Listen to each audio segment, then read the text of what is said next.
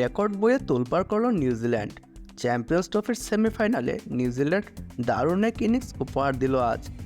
দক্ষিণ আফ্রিকার বিপক্ষে 6 উইকেটের বিনিময়ে 362 রান সংগ্রহ করতে তারা সমর্থ হয়, যা আবার আইসিসি চ্যাম্পিয়ন্স ট্রফির ইতিহাসে নকআউট পর্বের সর্বোচ্চ দলীয় স্কোর।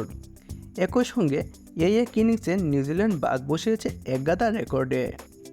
রেকর্ড নাম্বার 1, এটি আইসিসি ওয়ানডে টুর্নামেন্টের নকআউট পর্বে তৃতীয় সর্বোচ্চ স্কোর।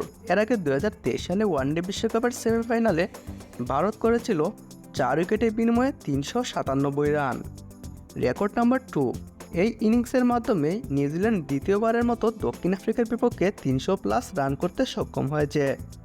এর আগে গত মাসে একই ভেন্যুতে অনুষ্ঠিত ত্রিদেশীয় সিরিজে তারা 350 রানের লক্ষ্য তাড়া করে জয় ছিনিয়ে নিয়েছিল। রেকর্ড নাম্বার 3, নিউজিল্যান্ডের ইনিংসে একাধিক সেঞ্চুরির নজিরও দেখা যায়। রাচিন রবীন্দ্র ও অধিনায়ক কেন উইলিয়ামসন দুজনেই শতক হাঁকিয়েছেন, যা চ্যাম্পিয়ন্স ট্রফির ইতিহাসে মাত্র ষষ্ঠবারের মতো কোনো দলের ইনিংসে 2 ব্যাটসম্যানের শতক করার ঘটনা। নিউজিল্যান্ডের ব্যাটসম্যানরা দক্ষিণ আফ্রিকার বোলারদের কী পরিমাণ শাসন করেছে তা দেখা যায় আজকের বলের করুণ অবস্থা দেখে।